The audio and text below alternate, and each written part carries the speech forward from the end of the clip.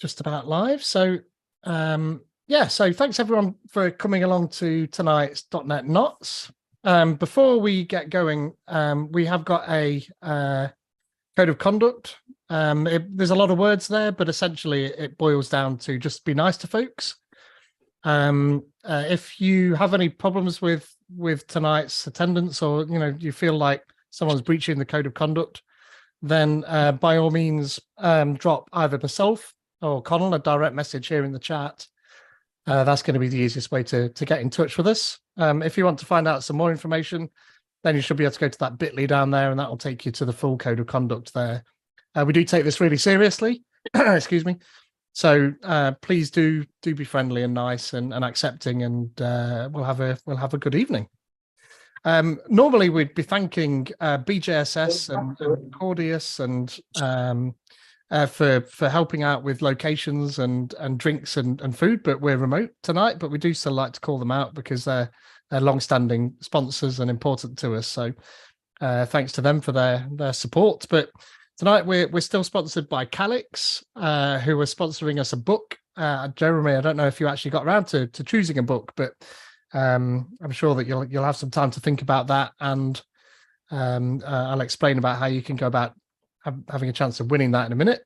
Likewise, JetBrains sponsor us one of their licenses, so there'll be a chance to win that too.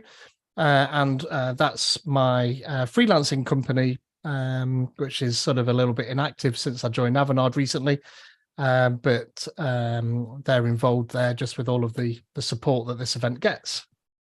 I mentioned there a second ago that JetBrains sponsor us. If you don't know who JetBrains are, then they make developer tools for developers. So things like WebStorm, PHP Storm, ReSharper, all of those different tools that folks like to use to get their development done easier. And they're sponsoring us a code for one of their single products for a 12-month time. So do tweet on the hashtag .NETKnots, and then in the following days, we'll draw that out and get you a message over. Do remember to follow us so that we can send you a DM. Likewise, Calix, they're sponsoring us a book. And again, if you tweet on the hashtag .NETKnots, then in the next couple of days, we'll randomly draw somebody who's tweeted during the event. This one, unfortunately, is only open to UK folk because we can't dispatch internationally because of the costs. So sadly, that'll just be for the UK people on the call, but there's a fair few of those still. So good luck with that. Everyone else, you'll still be with a chance to win a JetBrains license. So that's all good. Myself and Connolly, you an MVP yet or what? If not, then we still need to get that sorted, don't we? I'm not. I love the yet in there. That's very nice. It's not aspirational either. That's just a fact that's going to happen. So yeah, we need to get you genned up and sort that out. But if you've not heard of the Microsoft MVP program, that's a program for folks who contribute in the community around Microsoft products, and they get awarded that MVP award, which gives them access to the program groups, and obviously gives you some free Azure credits and things like that. But really, it's as a result of the journey that folks take to evangelize about Microsoft products and organize events like this or speak at them. So if you're interested in finding out a bit more about that program, then you can either approach myself or, in fact, Jess White, who's not on the call tonight, and we'll be happy to talk to you about how you can begin your journey to become a Microsoft MVP. So tonight we've got Jeremy Miller talking about .NET event sourcing with Martin and PostgreSQL. So really looking forward to that. There's a good few people here tonight to watch that. And then next month, we've got Martin Copeland. I think this is likely to be, well, I guess this is going to be another remote one, this one, because actually that's my wedding anniversary that night. So the chances of me going out to Nottingham on that night are probably quite limited. So unless I can persuade Connell to go out and sub for me, then chances are this one will be online as well. But yeah. Sorry, go on. I'll let you know. I might be able to. I'd only just seen your message when I joined this call. But, yeah, that's all right. That's all right. So we got some options for that one anyway. But yeah, so with that, that's the end of my slides. So I can stop the not so interesting part and let Jeremy share his screen and go ahead and speak. As I say, Jeremy's quite happy for you to take yourself off mute and just shout when when you want to ask questions, or just put it in the chat, and I'm happy to interrupt Jeremy when it's convenient, and then we'll have some time at the end as well. So other than that, keep yourselves on mute and enjoy the talk. And thank you very much, Jeremy.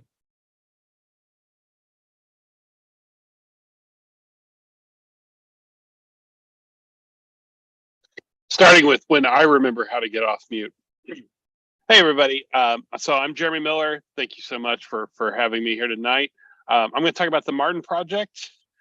This is a project that I helped start, and now I'm part of the core team that's managing this thing and growing it forward. So excited to do that. So for those of you who don't know, and I wasn't familiar with these live farther up north where I grew up. So this is a pine martin. So the martins are very closely related to weasels. And just because I was curious, I did a little bit of reading up on this right before I came on. Martins are functionally extinct in England, but there's really just due to deforestation.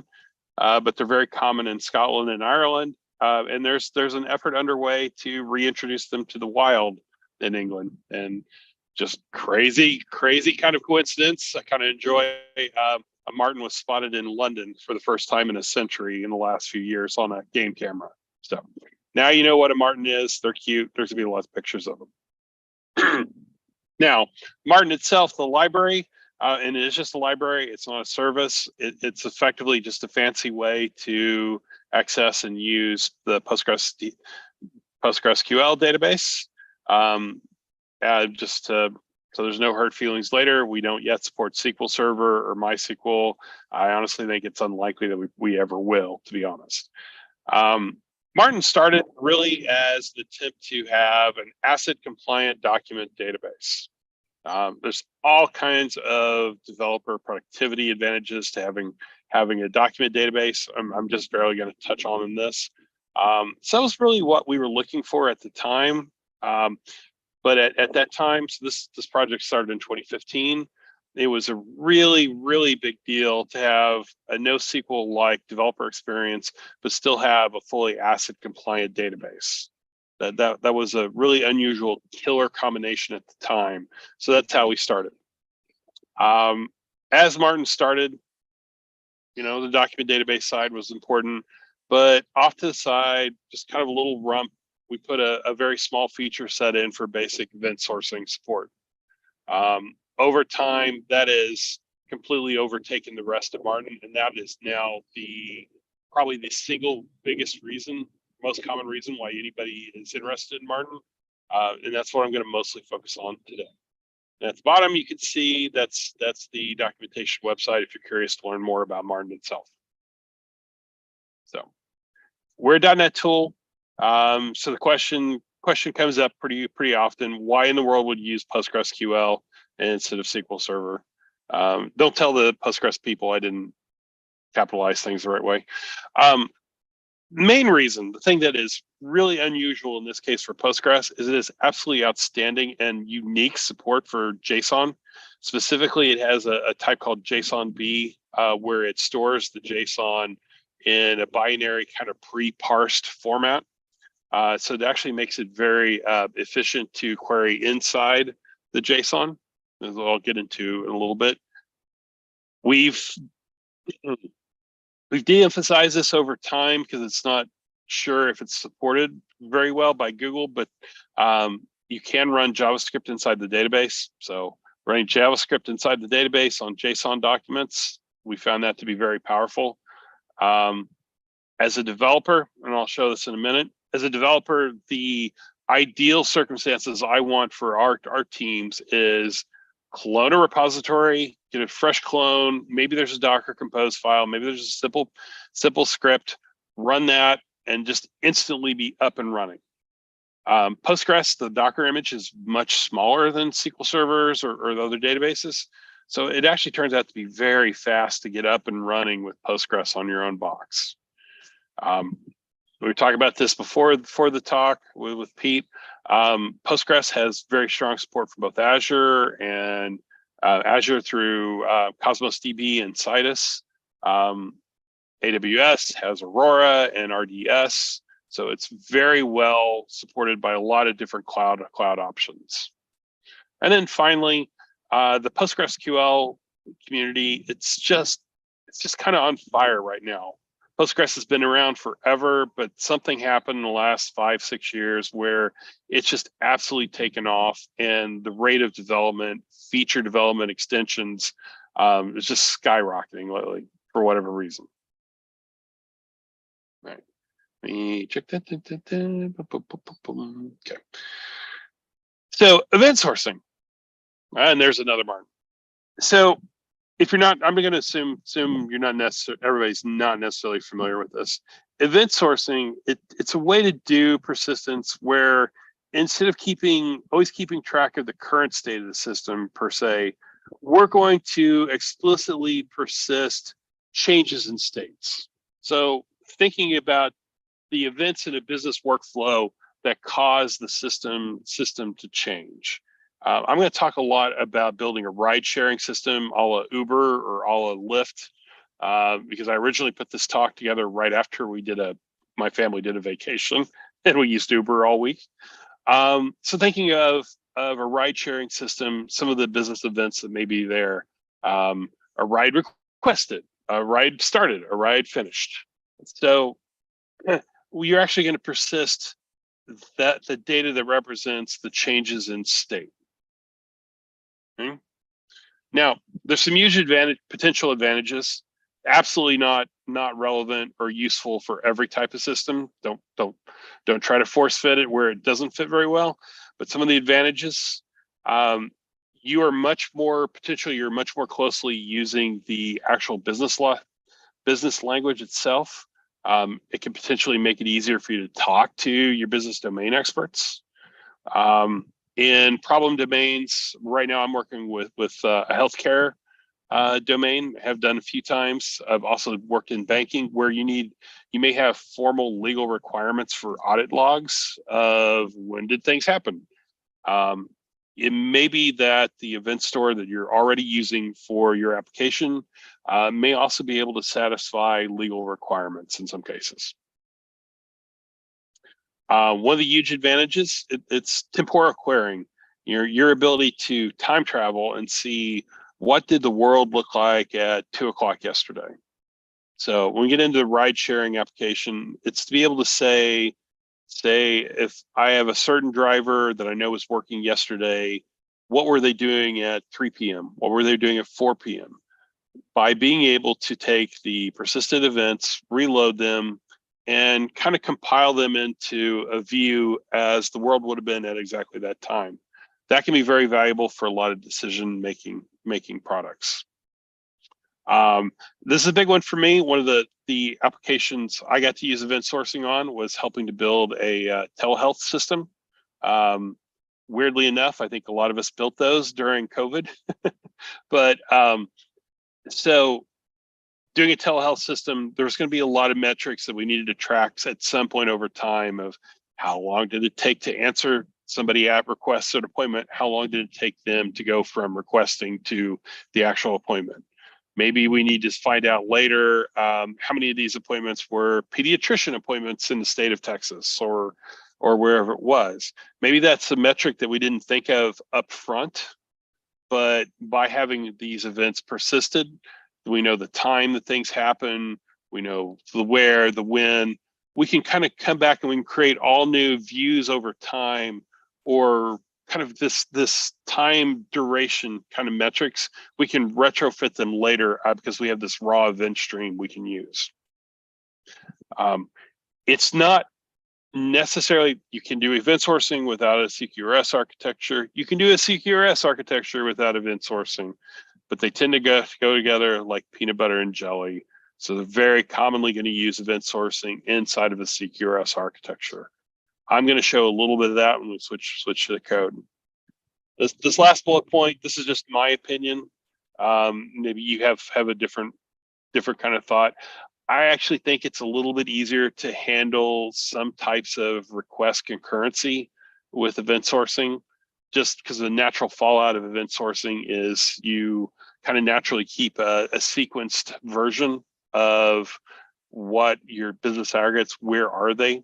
I think that kind of sets you up pretty well to deal with concurrency issues. Great. Any generic questions on event sourcing before I kind of move on?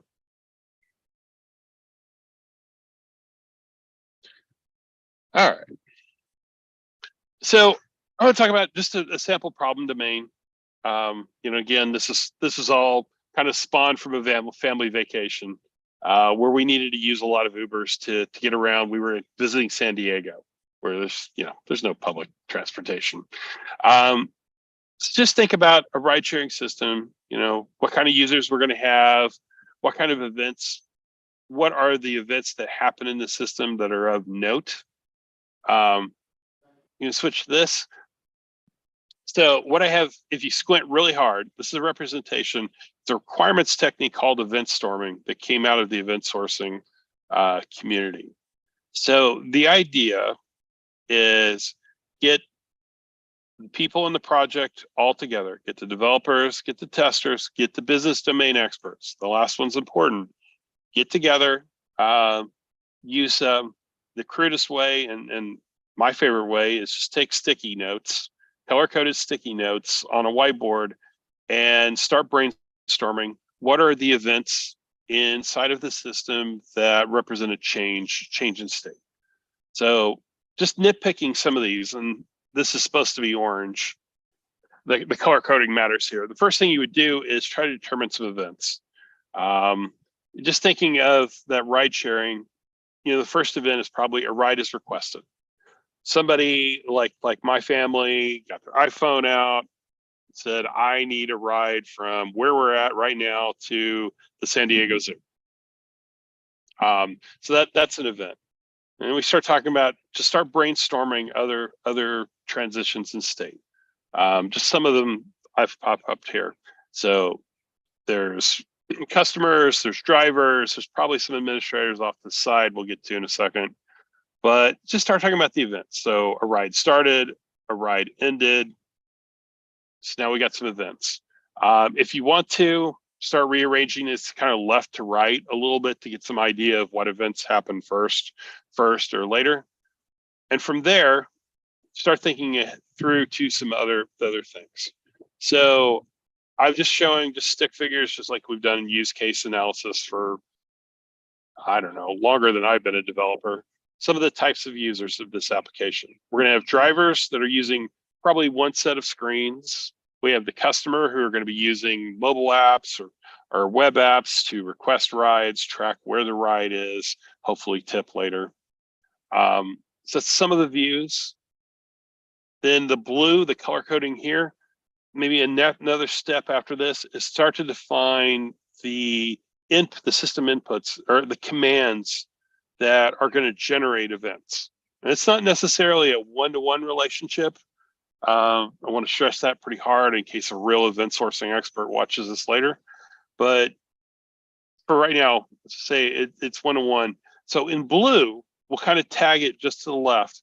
We first brainstormed out some of the events, and then we can start to apply, these are the commands or the inputs in the system that are going to cause the events.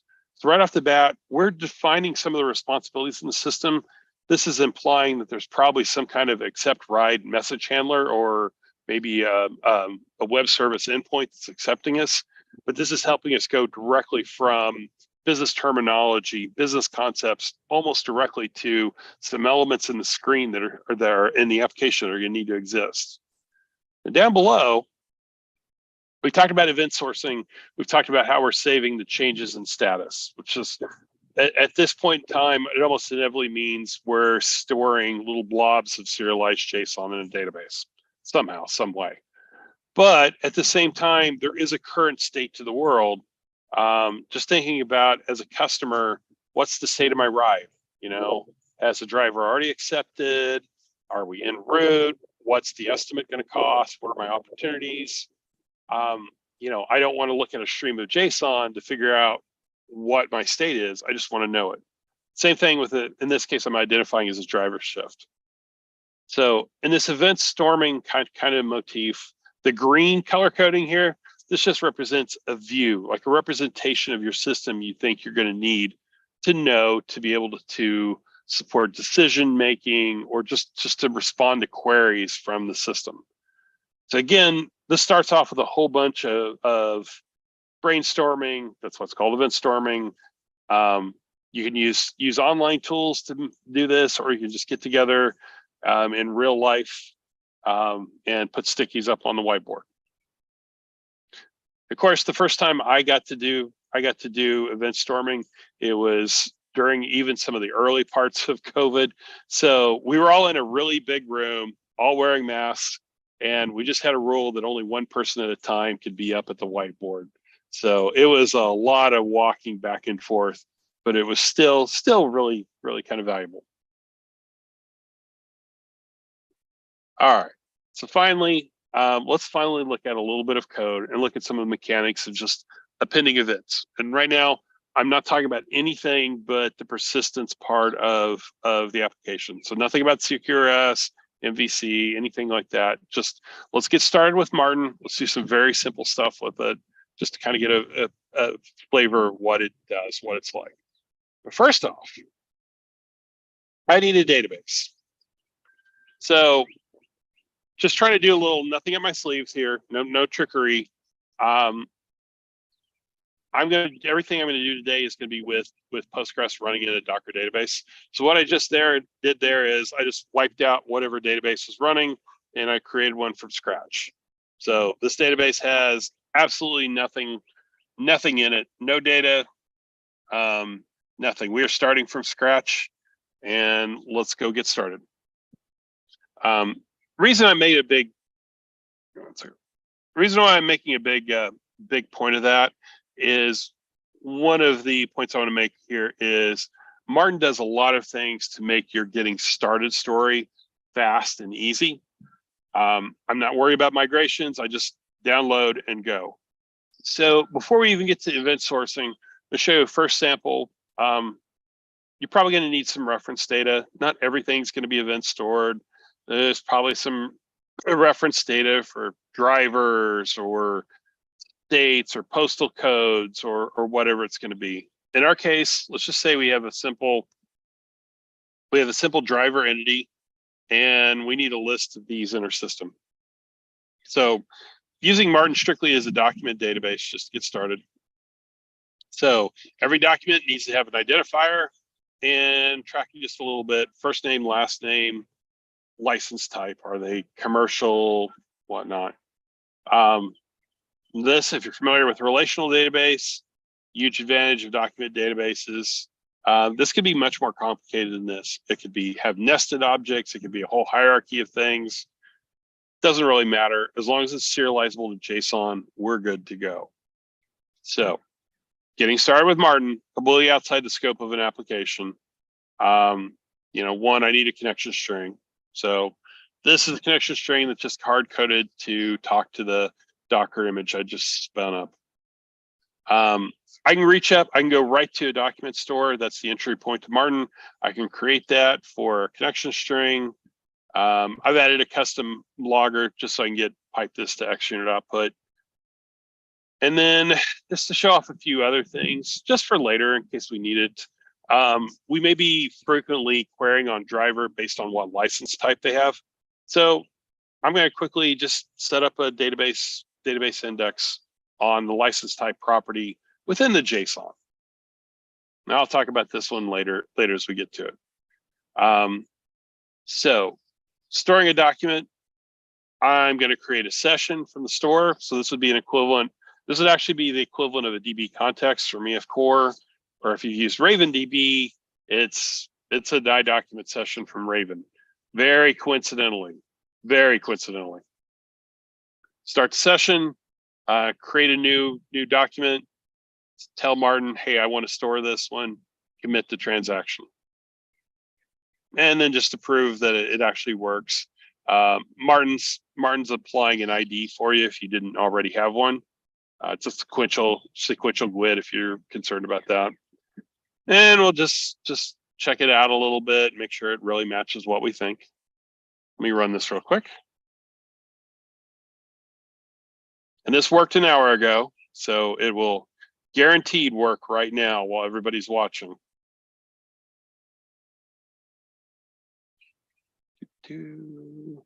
And So while it's doing this, it is actually checking. Okay, it succeeded. So Martin is actually quietly checking, do the necessary database objects exist? So I'm seeing a lot of logging here. The few custom things that Martin adds to a database, actually this junk is for full text search we don't care about. Okay, and it is also creating a table to store the driver data on the fly. So it checks the table, it thinks it needs a table doesn't exist, it makes it really quick, off we go. Okay. So there's a few other things going on, just showing a few more things, because this will matter even for the event sourcing part of things. Martin also comes with link support. You see that right there. That's pretty straightforward. We're all used to that. Behind the scenes, Martin is converting that to some ugly Postgres specific SQL to reach inside the JSON doc. Great. So now moving to showing this with event source.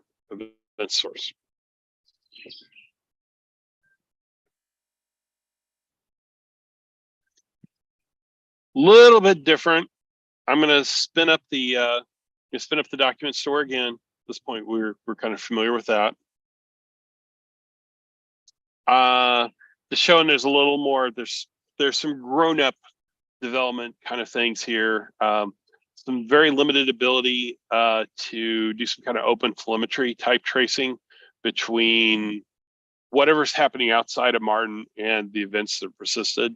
So eventually you could see full end-to-end tracing of this ASP.NET Core Web request came in and it spawned these events that are stored in a database. Right now, we're going to start a driver shift kind of aggregate. So I'm a driver that's driving for Lyft or Uber on Tuesday, whatever, May 2nd. So I am starting with a couple events that I started my shift at such and such a time. And I also started with an event of I'm in this location. So we're starting now what we call a stream. And a stream is a related set of events. So if you think of that as probably being closely related to some kind of business concept, in this case, a driver shift. So a driver on a certain day is going to record multiple events along the way. The driver shift is both an aggregate view of the system that we'll use in a minute, but it also represents a closely related stream of events. So we're starting the stream of events. We're gonna save it in Martin. Then come back and show you just that we can just keep appending more and more events to these things. So maybe he comes back in his second screen and says, I'm ready. Later in the day, somebody has requested a ride. The driver says, hey, I match what they're looking for. I'm close. I'll accept this ride. I will go get this person. So now these things are persisted. Showing off a little bit of what Martin can do, mostly to show it to look like. Now I'm going to go fetch the raw events. It's coming with the raw event data, and it's also tracking some of the metadata. So I'm going to run this now and try to show you guys what it's doing, which I think I have a hard copy of it. While that's running,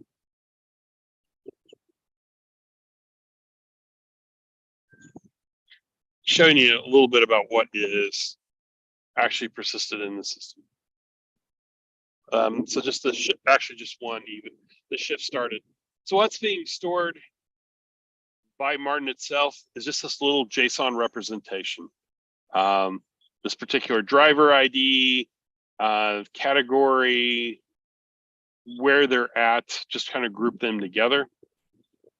See, we're tracking the complete .NET type because we may need that later for serialization. There's a logical name. So in case you shift this around to a different assembly, different namespace, we've got a little ability to handle from that.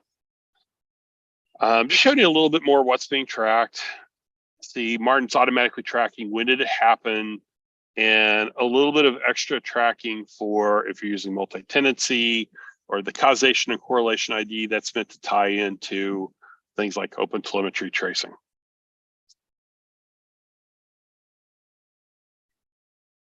Okay, back to the sample. Oh, okay.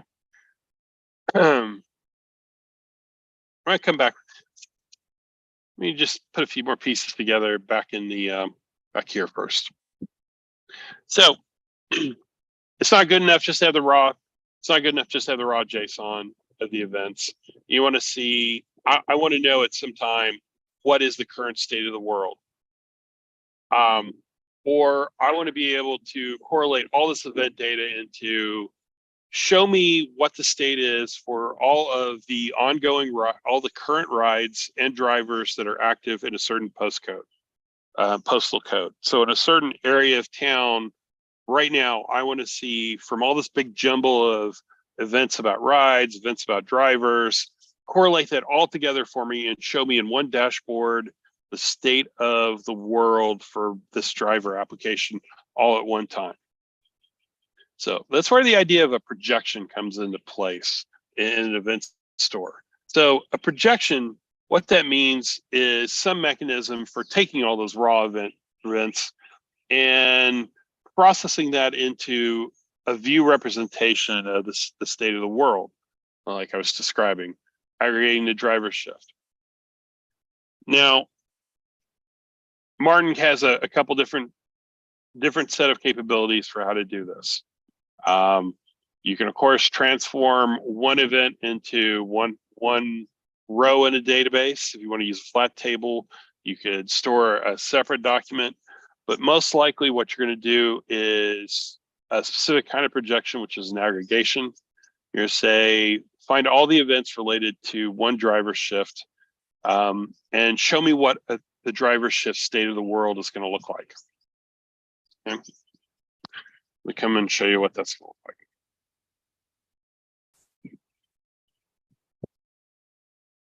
So you might create just an all new document type, and a Martin document. This means it's a .NET, just a .NET class, something that has an identity of some sort or another, and can be serialized back and forth to JSON. This thing, though, this driver shift, we're going to track the state. This will matter later in the talk, but the current state, what postal code is the shift in, at least at this point? What's the current day? This was the day that this was recorded as. The category of the driver, what type of car do they have? Is it high capacity? Is it a luxury model? Whatever that's going to be. What's the current status of the driver? Is the driver ready, busy with someone else, or totally unavailable because they're on a break? Because we might want to know, we might want to track how long are they on breaks? Where are they? Now, filling in some of the missing pieces. How do we take these events and turn it into this compiled state? And what you see here on the code that's highlighted, this is Martin's mechanism for applying changes to one of these aggregates. This is the simplest possible way to do aggregation, where I'm just adding apply methods that can take in the event itself. They could also take in the Martin wrapper if you want to get at metadata. In this case, it's getting at some timestamp information. And it can even, if you wanted to, don't go crazy with this, you could even go enrich your events with completely unrelated data. You could reach in and grab reference data by adding in other Martin services. So hopefully this is pretty easy to understand. When the driver ready is applied to the aggregate, we're going to change the status to ready. If you're sitting out there also thinking, I would sure like to do this with immutability instead, it's also quite legal to do this with immutability. That case, you would return the driver shift itself, and you would return a totally new driver shift object. So Martin doesn't necessarily do the immutability for you, but it's quite happy to work with your own immutable document types if you so desire. Okay. Now, so this one's kind of important. as you're designing these systems, the projections or the aggregations, there's also a question of when do you update this information? When do you build it? What we're calling inline, with the latest Martin 6 that's going to come down probably within the next week or two, that terminology has been changed to snapshot. But what that means is, as I am capturing, let me show you an example here. As I am capturing data, up here. So I have configured Martin that I want to have a snapshot of the driver shift objects types as they go. So what this is doing to us, by default, this is aggregating over a single stream. Probably need to make that clear. But every time we append events to that particular stream, we're actually we're updating that aggregate driver shift document, and we're persisting that to the database itself through Martin. So at the end here, after I've appended a bunch of events and saved them, at any time, I can immediately turn around and say, I want to load a driver shift document for this shift ID. And it's just pulling the data that's snapshotted in the database. So it looks just like the reference data we were looking at before. Nothing else to do. It's kept up automatically for us. So this is one of the huge advantages of Martin. This is something the reason I think people like Martin. The event side and the projected document storage and retrieval is all in one tool, one database.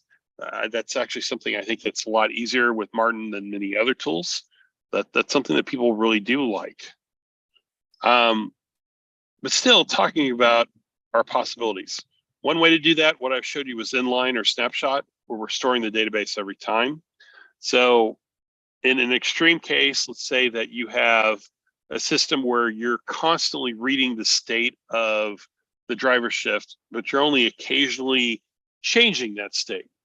So if you want to optimize for read time, but you're not so worried about taking a little extra time on the write side, and write, I mean W-R-I-T-E, write side, you definitely want to take that snapshot approach. Another option is to do it live. And let's just look at it here. So this is with snapshotting.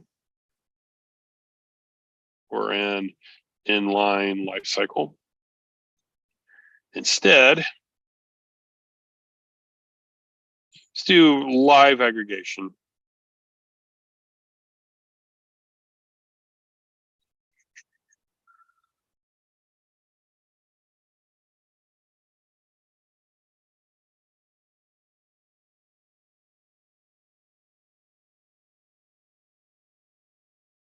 So this line of code would be giving us the exact same data, should give us the exact same representation as the shift here.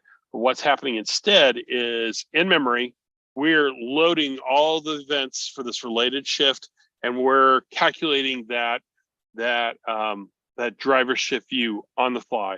So this is always live. This is always the latest data. We're going to build this up on the demand. Now, the advantage of using that, so this is a case where maybe you have a lot of writes, but very few reads. So you definitely want to automate, you want to optimize for the writes. It may be a case where you're worried about concurrency issues, so you don't necessarily want to be updating the persisted or snapshotted. Maybe you just don't need it that often, so it doesn't really hurt to aggregate and build it up live. And I think our other core team members would probably recommend that be your default approach anyway, until you prove that you need snapshotting. And then the last way to do this, you can run the projections asynchronously, so that the processing is happening completely in the background. So this would be advantageous. Let's see. Here's a big one. So here's a much more complicated aggregation. This is grouping the events. This is cross-cutting. We're saying, I want to see the state of all the drivers and active rides at this moment in a certain postal code.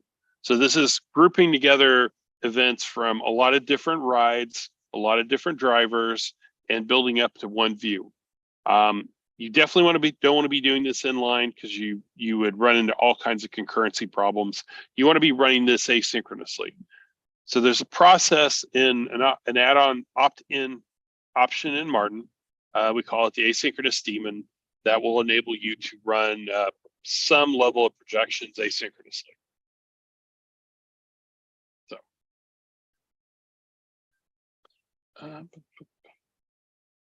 All right, any questions on projections before I go on and while I take a drink? I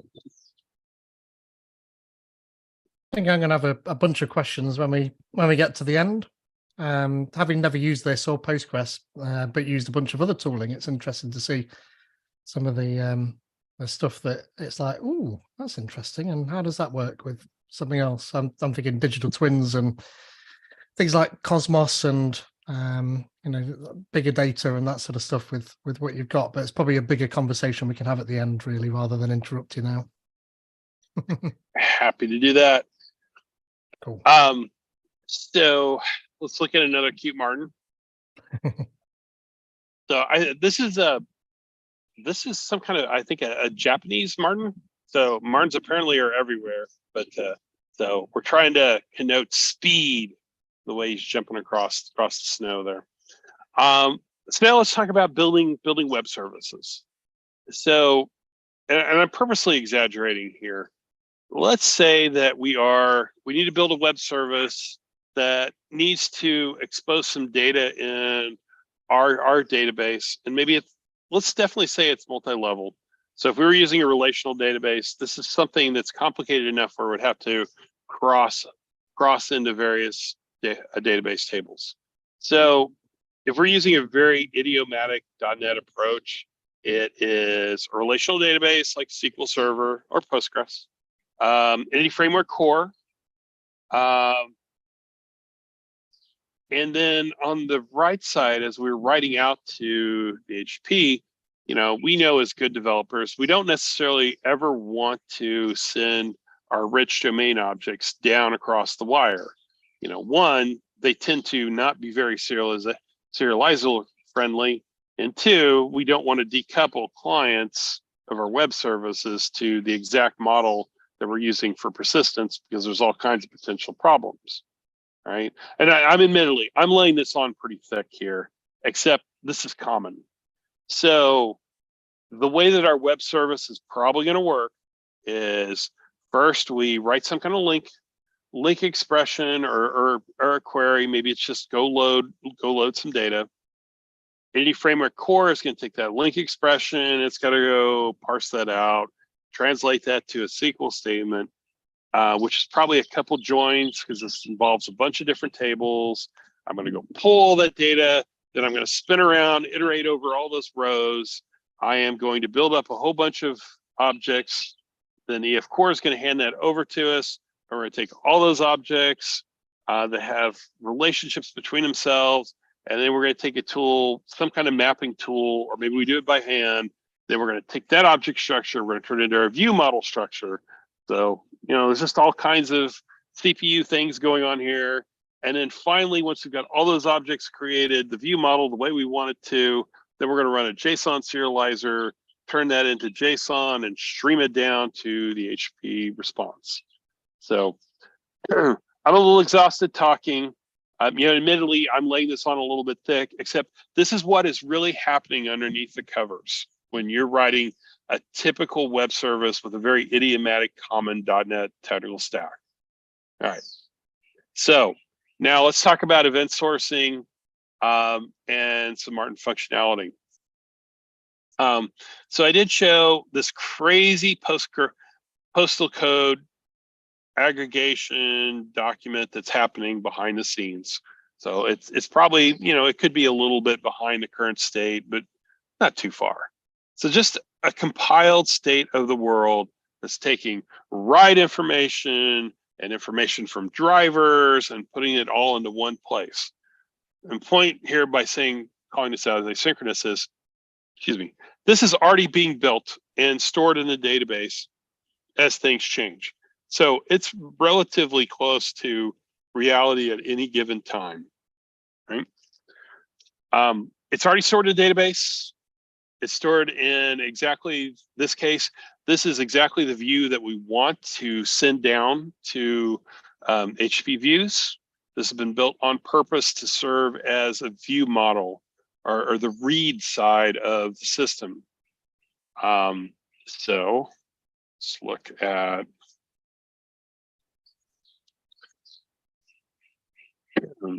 this is a potential MVC controller to, given a postal code and a current date, show you the postal code summary document, the aggregation, how many active rides, how many miles has been driven in this day, all this information, give it to you in one shot.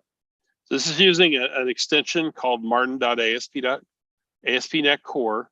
So there's an extension method I'm using. I'm taking in just a query session and the 2 parameters, little helper to get the right string identifier. Then in one place, I want to write a single document with all this summarized data, with this one identifier, and I want you to stream it down to HTTP context. So what this is doing, we talked about all that stuff that's happening before and all the loading the data and formulating SQL and building up objects, destroying objects, mapping objects, serializing. What this is doing is this is reaching up exactly to the one record in the database we care about. And it is streaming byte by byte the JSON that is structure that already exists in Postgres, a byte by byte stream right down to the HTTP response. We don't create new objects. We don't have to allocate new objects. We're not making the garbage collector work like the previous version. This is the absolute fastest possible way, highest performing view web service that can return a JSON representation to an HTTP client. So let's just stop and admire this tiny little bit of code. This is something we worked at for years. This is something we're obviously very proud of. I don't know how many people use it, but one of the kind of constant objections to using CQRS or event sourcing is, oh, it sounds like you're doing so much extra work to map these events to a model object. And part of the response is think about what you're already doing with a model where you keep the current state. You're already writing so much mapping logic today. It's just the when do you do the mapping object and when does it get executed, I think is mostly different. Connell's asked a question in the chat. Connell, you can just come off, but even if you weren't just a co-host, you could just come off mute and ask. It's good. It's all good. Yes, very cool. Can you reuse the stream though? Do you get problems reusing the stream if you wanted to log the request, for example, and you've already written it, or is there a way around that? So I better be careful, make sure I understand. You can always read it at any time, and it is append only. So you can keep appending more things to it. We don't have formal response for restreaming. You can build it on top of Martin without too much trouble, where you just write an all new event stream with the same data, but a little bit different metadata. I'm not sure if that's what you're asking though. No, sorry, I mean the byte array stream that you're taking straight from the request or response and going straight to the database, and you've got this using some .NET, using HTTP context, reading. Oh yeah. Yes, yeah, you could get at the raw data any which way you want. Yes. Okay, so it does get around that then. Yeah, and worst case scenario, you always have the escape hatch of just writing pure SQL. So, we kind of purposely, if there's something that Martin doesn't exactly expose, you can always go around Martin. There's other functionality to get JSON out as a string.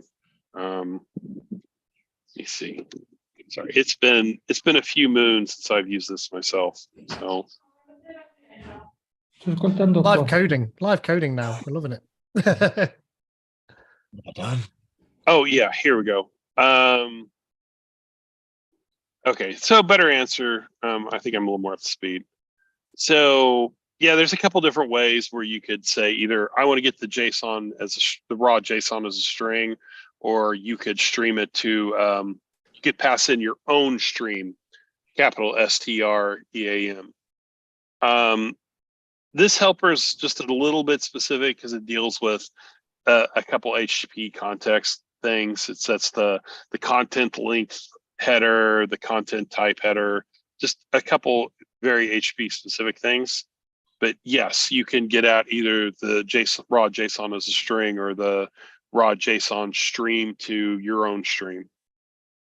Yeah, okay, I'm following. So if you did want to handle this request here and then just say do something else with it. So I wanted, yes, I wanted to write it to the response, but I also wanted to perhaps log it or do something with it. Yes. This code that you've got here, is that actually reading it from the database twice? Yes, that's correct. Sorry, folks. I'm actually going to move to my kitchen table real quick before my battery dies. It's been really nice sitting out in my backyard. It is a gorgeous spring day here, except that everywhere I look, I see weeds that need to be pulled. Yeah, that's the same as my back garden at the minute. Oh, I had no idea. That first couple weeks of spring where it goes from everything is dead to, oh my gosh, it is overgrown. Yeah, that's a job. So I'm assuming this can handle things like paging relatively straightforward as well. Just pass in a page and a limit maybe somewhere, or yes. Sorry, Pete, 1 second. no, that's fine, no worries. Yeah, let me find.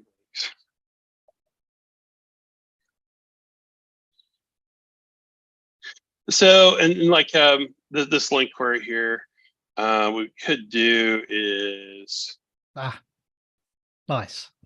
Which is, it's just, this is a little bit of syntactic sugar overdoing takes and whiles, and but it also tell you the count number in the total. So you're talking about trying to support server-side paging? Yeah. Yes. Perfect. Okay. Let's see. Pete, how much longer do you think? Or how much longer do you guess? You can carry on. I mean, this is really interesting. So yeah, the evening's yours. So, you want another half an hour, you've got it. Oh, if not, if you've got another 5 minutes, that's all right as well. Basically it's up to you. We're fine. Okay, we go. We're just a little bit more. I want to try to situate this a little bit more in a full CQRS architecture.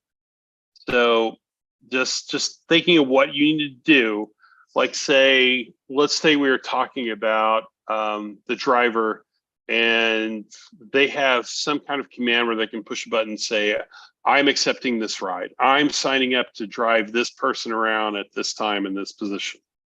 So there's a couple things that need to happen at that point.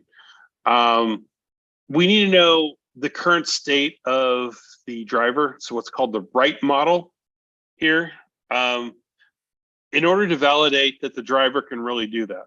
Saying probably more simple stuff, but the driver has the right kind of car, they're close, they're not already busy. There's some kind of domain validation. So we need the current state of that driver. Talking about the transactional boundary, that may spawn one or more events. It may spawn just a write accepted. Maybe it's a write accepted, driver en route. I don't know, but it's not one event. It could be 0 to many, and those events all need to be captured together at one time. So there's a transactional boundary that matters there. There's concurrency concerns. That what if we accidentally send messages, the same message too many times for the same driver? Or what if the driver accidentally hits accept 3 or 4 times? and they're in the system before they are processed correctly, right? Stuff like, it's a crazy world, stuff happens. And of course, we need to decide what new events should be persisted. And I purposely use the word decide, as we'll get to in a minute. Some of the events that get determined, like the write accepted, the system needs to take some kind of further action off of that event. It needs to respond. One way to do that is to immediately publish that event to other listeners of some kind, which in a case I'm going to get to in a minute, we're going to publish it out through a messaging bus. And then also, inside the transaction, make sure the events actually get saved. So I'm going to show a little bit of a before and after. Jeremy, your camera's still off, just in case. If that's planned, that's fine, but just in case you didn't know. Oh, okay. Yeah, I turned it off just while I was moving. Yeah, it's always disconcerting when somebody's in a Zoom meeting and talking to you, and they're just darting all over the place. Yeah, it's okay. Okay.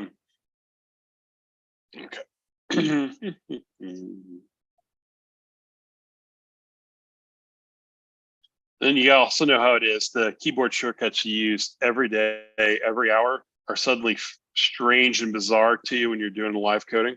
Yeah, the muscle memory goes out the window. Yeah. All right. So simple MVC controller for accept ride. Accept ride is our command.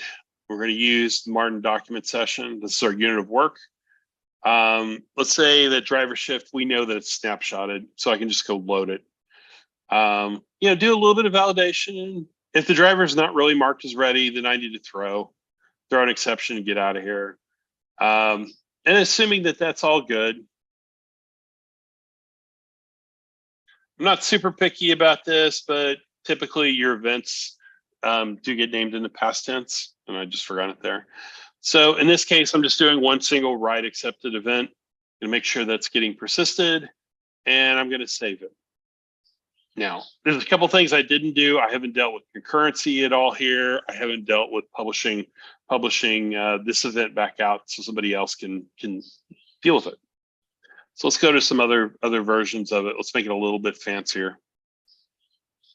Okay, so this one, let's look at the command a little bit. And here I'm putting in a version.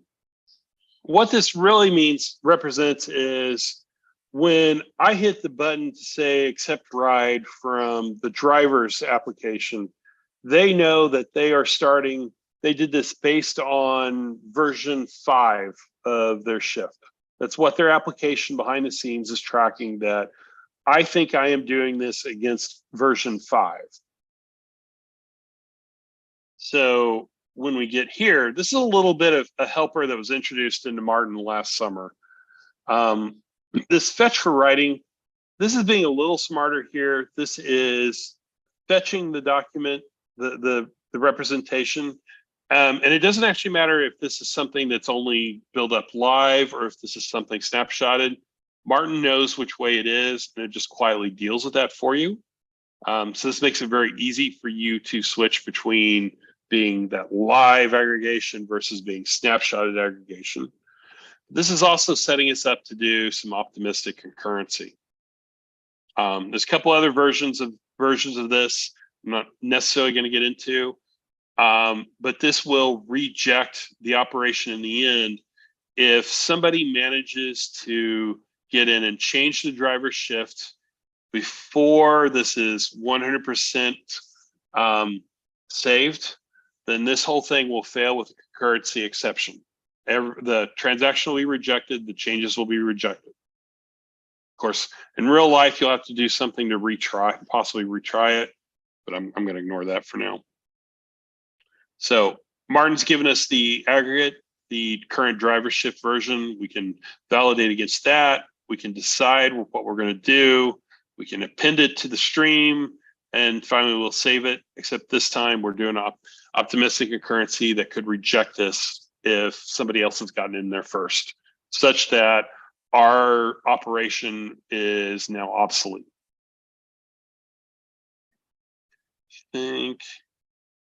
Yeah, and here, just talking, again, thinking this time, trying to think about how to make some of the logic more testable, where as this gets more complicated, we're going to want to test just the business logic.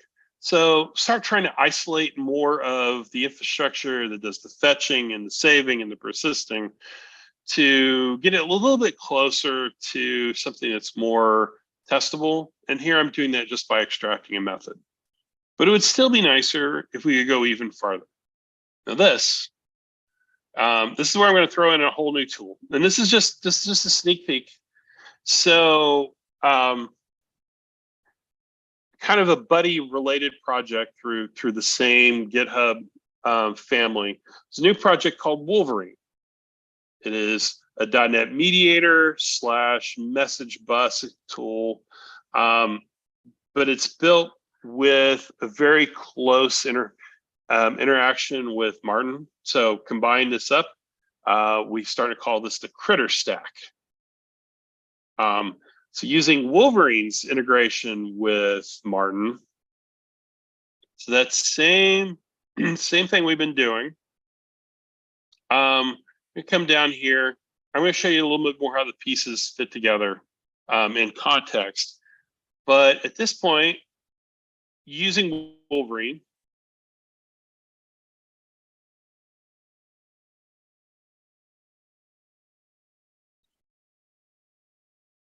well, it's close.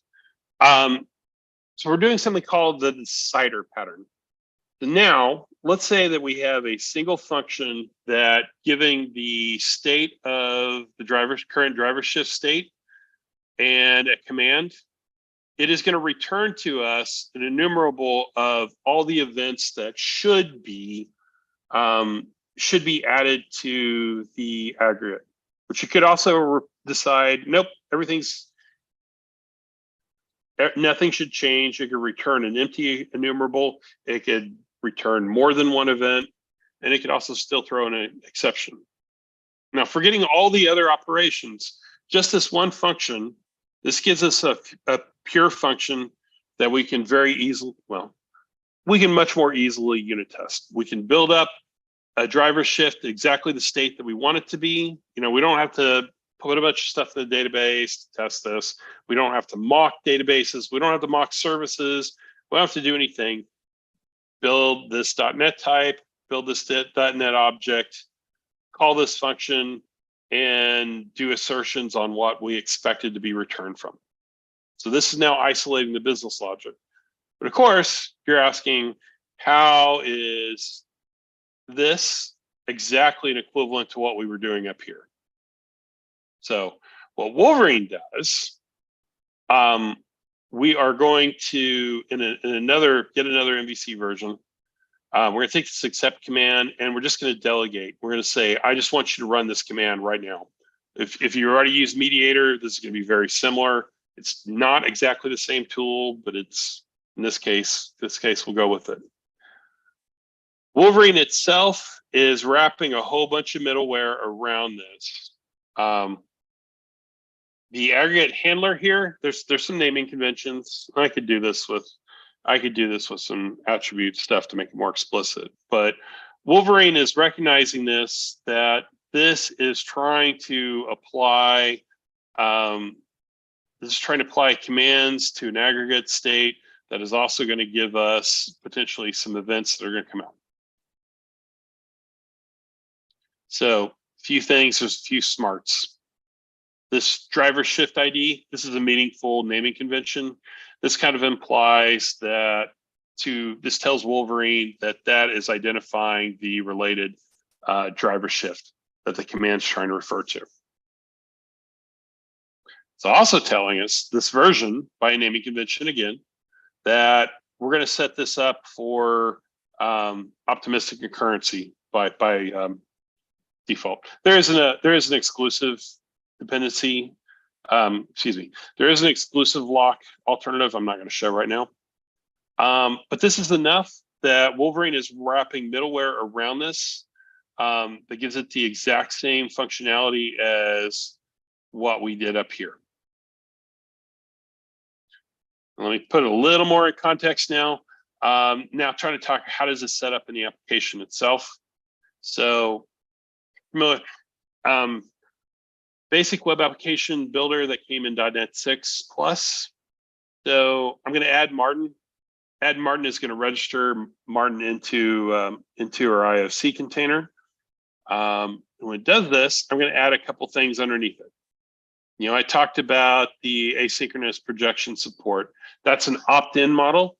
So this is adding a new hosted service that's going to be executing the asynchronous projection updates as things come in. I am also going to do a little fancier stuff here. I'm going to integrate with Wolverine. And then this gives us the Wolverine outbox. I'm going to talk about that in just a second. And also Wolverine transactional middleware. And finally, event forwarding to Wolverine. Any event captured by Martin that has known subscribers in Wolverine will be automatically pushed out. So let's come back and let's look at a few more things. I know this is a big sample. So in this world here, the write accepted. Make sure that there is one.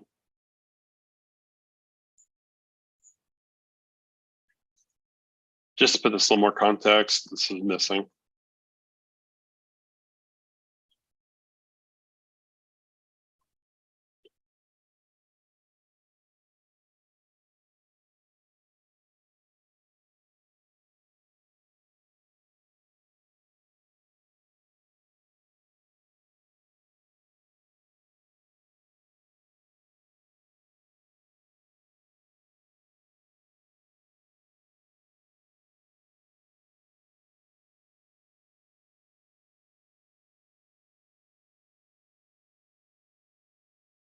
So as a user, as the driver accepts the ride, we probably, once this is persisted to the system, we probably want to do something else, probably send an email or a text message to the waiting customers. Hey, I accepted, I'm on my way.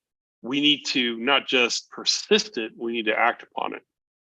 So what I've done here is I've created a new message handler within Wolverine itself. So this is de facto creating a subscription for the ride accepted event itself.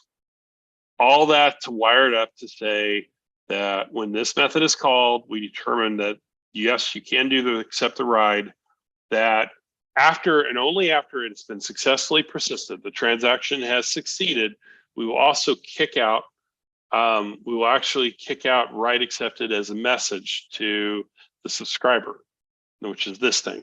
This can succeed or fail later. It can have its own set of retries, but we've guaranteed that that the message here, that it does go out to external subscribers, and it only goes out when and if this whole transaction around this succeeds. So this is the transactional outbox pattern that Wolverine adds to Martin. So still working on this. There's still a long way to go, but we're hoping that this kind of deep integration and kind of synergy between Wolverine and Martin, that this turns Martin into what we're hoping to be the single easiest and most robust way to do an event sourcing with CQRS architecture. And honestly, the goal is not just the .NET ecosystem. We're trying to be the best tool for this kind of architecture across the board. Not saying we're there yet, but that's the far off goal we're driving toward. And so Pete, with that one, I think I am just ready for questions. Yeah, that's good. So there's a few here in the chat. Before I go to questions, don't forget, I think as Connell's put first there, don't forget to tweet on that hashtag .NETNots. If you're in the UK with a chance to win a book, if you're in the UK and everywhere else with a chance to win a JetBrains license. So still plenty of time to do that. And Giuseppe's asked, is it possible not to handle the version? Can Martin handle it automatically? I'm not quite sure exactly what that's talking about there, but you might know. Wolverine is relaying it automatically. With Martin itself, no, if you're only using Martin, you got to help it out just a little bit. So Martin is strictly a persistence tool. So it's pretty dumb. It doesn't know anything about your commands or your MVC controllers. So you got a little bit of responsibility of just relaying it. Like this fetch for writing, you can relay it a little bit. So you can just tell it, this is what the starting version should be, such that Martin will throw an exception here. But that's the best I've got on that one. And feel free to come off mute there, Giuseppe, if there's anything you want to jump in on, or if I didn't. Okay, relay. thanks for the answer. Sounds good. And then Alexandra's asked, would it be possible to have a look at the code after the session? So I guess there's a GitHub repo for this somewhere, or? There is. There is. Can I put it in the chat right now real quick? Yeah, feel free. Yeah, give me just a second. Of course, I'd probably help if I would update. I need to check this in, but Doesn't get much more live than that.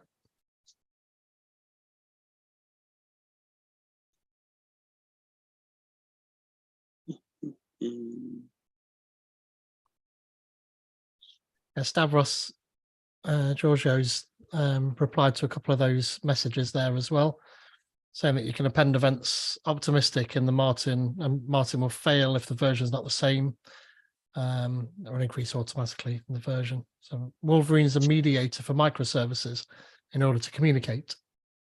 yes, so it is both. It can be used as any mix of an in-process mediator and or it can be used for communication across processes. The RabbitMQ transports is mostly what I've been focused on, but RabbitMQ, Azure SQS, Azure Service Bus queues, and that'll expand over time. I think Kafka will be available within the next couple months, and just probably more options. Amazon SNS. I kind of just waiting to see what people actually want. But yes, and there's a lot about Wolverine. I think that's probably this purposely optimized for smaller services or modular monoliths or microservices. So I'm going to say yes across the board there. Cool. I guess Event Hub would be a stretch. I mean, it's not a queuing system, but it's certainly messaging. It's absolutely possible. Nobody's asked for it yet. I know Mass Transit. I think Mass Transit supports that. I don't know about in-service bus. That's kind of a demand thing when people wants it, or especially when somebody volunteers. Yes. Now I'm not as clear how Wolverine's going to play with things that are more data streaming, like a Kafka or a Pulsar. There is a Pulsar transport I haven't released that's working. I'm just not. It's like I don't really want to build anything outside the context of real people's real use cases for that. That makes any sense? Mm-hmm. Yeah, makes sense. Then Simon's asked, sorry if I misunderstand how some of the data has been stored. You talked about time traveling, and an example, if you're recording the number of miles driven, how would you go back to understand how many miles your driver had driven at a given point in time? Yeah, so I had actually meant to show you all that. So here at the bottom, when I said show time travel to, so here is where we did a live aggregation. So let's say we want to find out, okay, but let's say we want to look at yesterday's shift and how much had they driven at 2 p.m. Just making it up.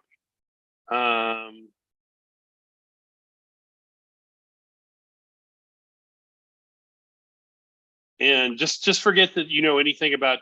Just forget right now that you know anything about time zones or UTC or anything like that. Just let me get away with this.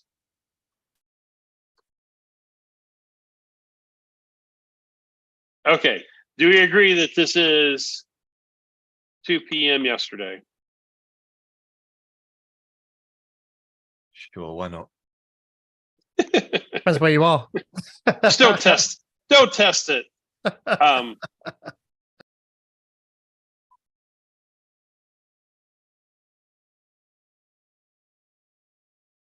All right. So what I've done here and everything's daytime offset now, so it's a little bit annoying. So time travel, this is as simple as saying, I'm going to do a live aggregation, but I'm only going to consider the events up to this timestamp that I put in. So instead of pulling out every event, I'm going to pull all the events up to that certain time. I'm going to run that through the aggregation, and this would tell me everything about that driver shift. Assuming that the driver, I don't remember if it is, but if the driver shift, we're tracking the miles driven, which it doesn't. So, but you would create a projection that aggregates events like this, and that's how you would do the time travel. Is say, go find all the events up to this certain time, or this certain version, whatever as the case may be. Is it doing anything in the background here to help you about stupid queries you might write, where perhaps that actually aggregates over a heck of a lot of data? Has it got a built-in timeout mechanism, or no? Let the have people abuse that and had bad outcomes? Yes. Well, good. That makes sense. So more questions. Can Postgres be used as a transport where perhaps it would eliminate one extra tool? So Kevin's asked that. So at this very second, no. Somebody is working on making building a Postgres as queuing full-blown transport mechanism for Wolverine. Not this very moment. In the very near future, yes. And so that would be cross application. So it's not myself, someone else working on that. Very ambitious. If you strictly wanted to just evenly distributed load between nodes in one system, I think there's going to be a much simpler option to do exactly that, where it I won't get into too much, but there's a much simpler option to do that that'll come sooner. So not yet, but soon. Sounds good. And then apologies if I mispronounce your name, but Tyz has asked, you mentioned also outside the .NET space, what kind of space are you thinking to expand into? Oh, so I don't know that we're necessarily thinking that we'll port Martin to anything else soon. I mean, we've kicked around the idea a little bit. No, this is the far out goal. I'll say this now so people can mock me for it later. I want to get to the point where Martin and Wolverine is so good that people actually purposely choose .NET over Java or Node.js to take advantage of Martin and Wolverine. If we went anywhere, I think it's possible we could port some of the event sourcing to and probably the JVM or Node.js. Maybe there is a proxy maybe there's proxies in other languages, but it would the master storage code would still be .NET. So yeah, and we're not going to conquer the world. How about that? You just need to become a verb, and then you know you've done well. Simon said, excellent. Could you do a similar thing across all drivers? So project across aggregates at a specific timestamp? Yes. Okay. Yes, but that's a lot harder. You're talking about a what we call a multi-stream aggregation. Yes, but that's nowhere near as easy. Sorry. And then are there any high-profile companies using Martin yet? Do you know? We don't have permission to share any of that. That's something that we'd like to have a nice aggregation of on our documentation page. Excuse the pun.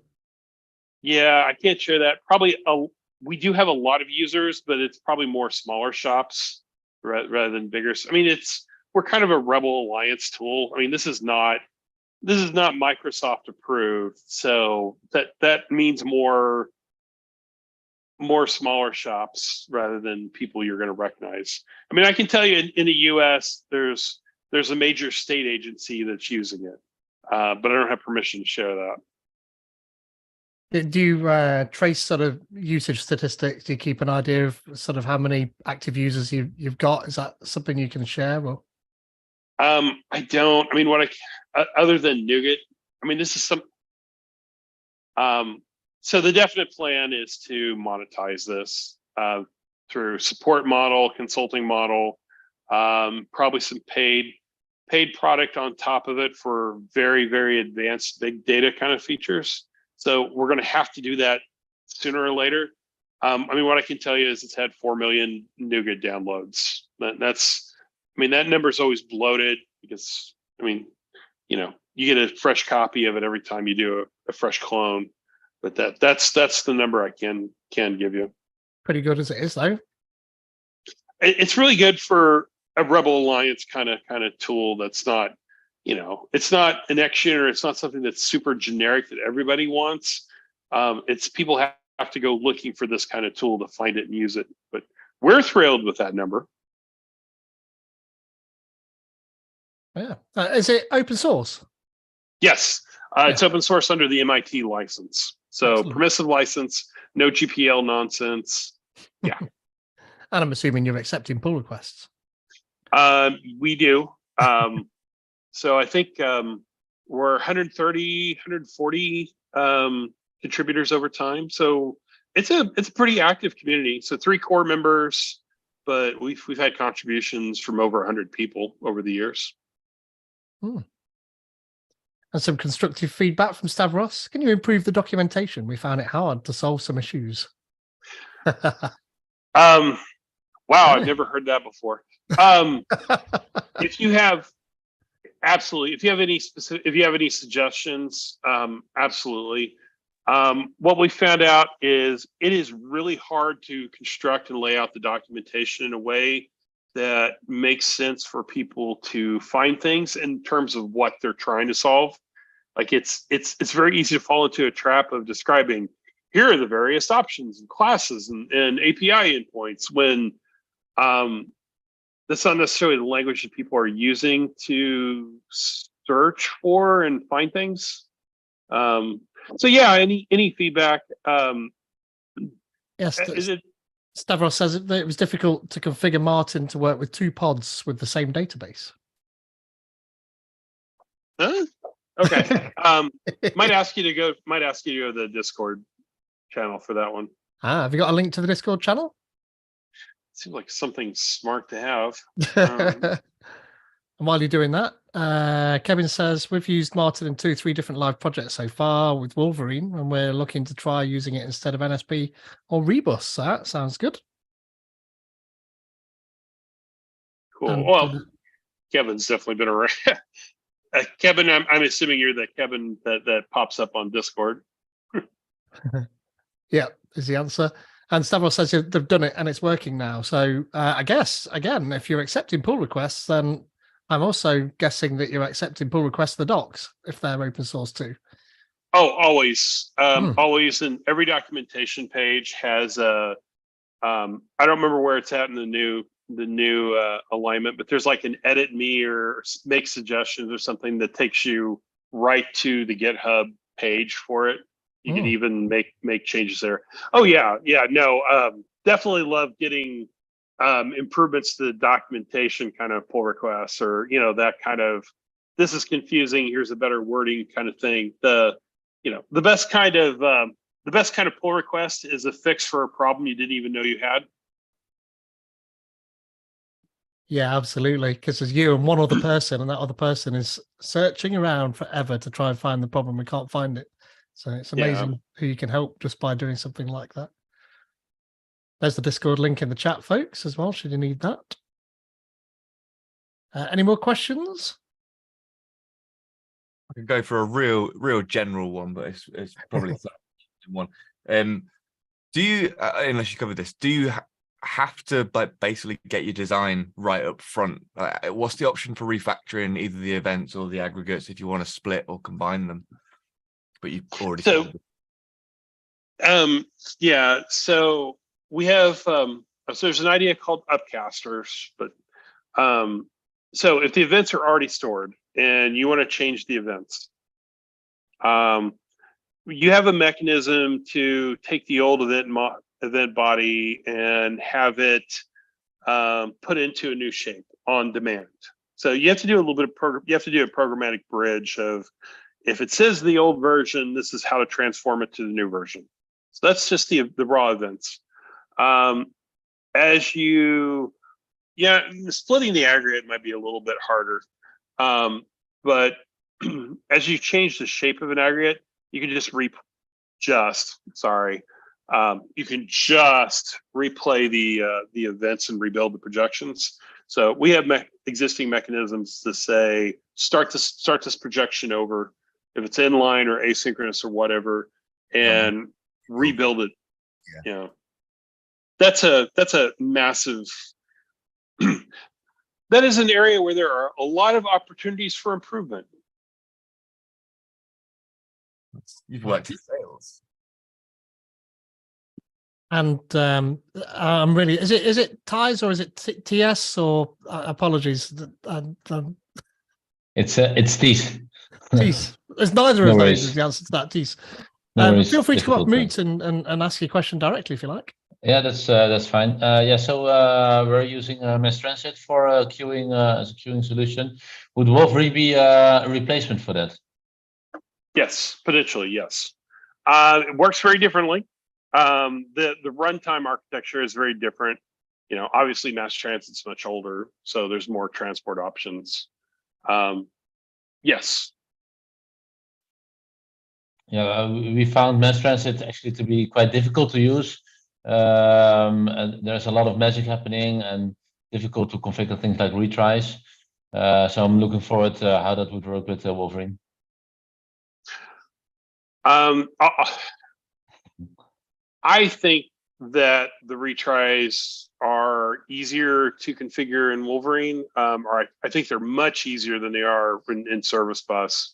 My recollection is I'm biased, so don't go make your own judgment. I think it's easier. I think the configuration is easier than Mass Transit. Definitely easier than in Service Bus. Yeah. You say this is still in the beginning of the project. Yes and no. Wolverine's been. It started out as another project called Jasper. So I've been working on it on and off for about 5 or 6 years, but it's just been the last 6 months when it's been out in public. So the rate of pull requests are getting out higher. We're planning on the company I work at. We're planning on putting this into production within the next month. So it'll go 1.0 in the next month. All right, good to hear. Good to hear. Thank you. Great stuff. Loved it. Any other questions? That's been great. Questions have been awesome as well. So thanks for asking them. Good. Well, thank you very much to Jeremy then. That was really good. Appreciate it. So don't forget, next month we've got Martin Copeland coming to talk. Most likely it could be in person, but I won't be there in person. Chances are I probably won't even be there virtually. Otherwise it could be marriage ending, you know. So you only make that mistake once. Do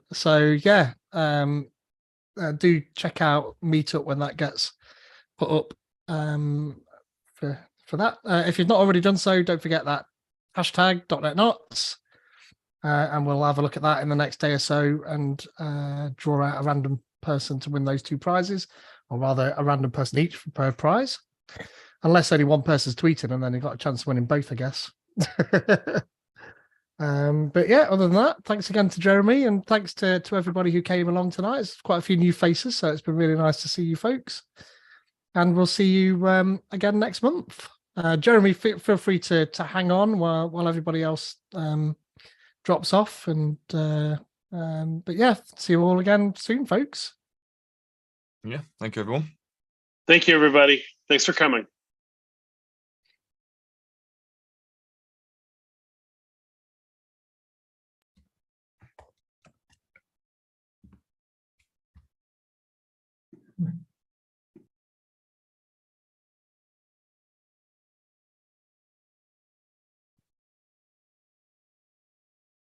Very good. Yeah. So thanks for that. It was really interesting. It's not something I've got a great deal of experience with at all. So learned a lot while that was going on, and like loads of sort of, oh, I wonder. And I think most of my I wonders are, it's not really applicable to what you're thinking about, Pete. I've never really used Postgres as well. And I think in my head, I always thought that it was kind of like a document store, but it's not. You can use it as a document store, can't you? But it's a standard relational database, really, that's good at JSON, as far as I can work out, at least.